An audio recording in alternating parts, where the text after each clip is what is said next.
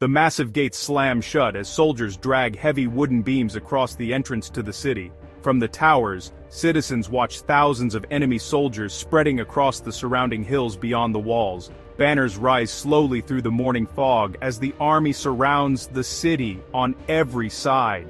Inside the walls, people finally understand the terrifying truth unfolding before their eyes.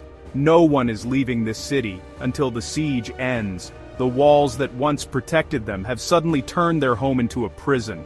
At first, many citizens believe the city will survive whatever the enemy army is planning. The stone walls are thick, the towers are strong, and the soldiers guarding them appear calm. For generations, these defenses have stopped invading armies before they ever reach the streets inside.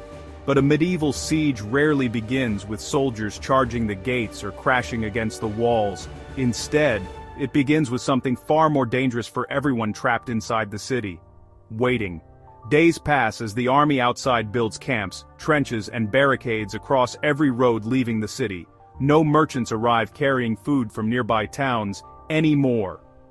No travelers bring news from the outside world beyond the walls. Slowly, something begins changing inside the crowded city markets. Bread loaves grow smaller as the price of food rises every single day.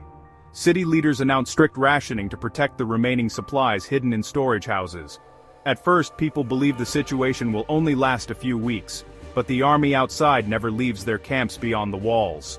And slowly, something begins creeping through the streets of the trapped city: hunger. Livestock are slaughtered first, their meat carefully divided among thousands of frightened families. Soon the horses disappear from the stables as desperate citizens search for anything they can eat. Dogs, cats, and even rats become valuable sources of food inside the starving city. Arguments break out in markets as people fight over the last scraps of bread. But hunger is not the worst part of life during a medieval siege, because after hunger comes something even more terrifying: disease. Waste piles up in streets never meant to hold thousands of desperate people for so long. Water wells become contaminated as sickness spreads quickly through weakened families. Fever moves from house to house as doctors struggle to treat the growing number of victims. Priests perform funerals every day as fear spreads across the city. But even disease is not the most terrifying part of a siege. Every night, the army outside reminds the city they are still waiting. Massive stones launched from catapults crash into rooftops and towers across the city. Flaming arrows streak through the sky and set wooden buildings on fire. People try to sleep while explosions shake the walls around them. Children cry in the darkness while soldiers stand watch along the towers. Because the army outside does not need to rush the attack. They know the city is slowly collapsing from the inside. Weeks turn into months as hunger, sickness, and fear weaken the defenders. Then one morning, something changes along the battered stone walls. A massive crack appears where weeks of bombardment have shattered the defenses.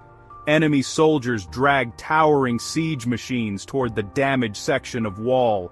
Inside the city, panic spreads as people realize the worst moment has finally arrived. The waiting is over. With a thunderous crash, part of the wall finally collapses. Enemy soldiers pour through the breach as defenders rush forward to stop them. After months of starvation, fear, and disease, the siege ends in minutes of chaos. And for many people trapped inside the city walls, survival was never really a choice.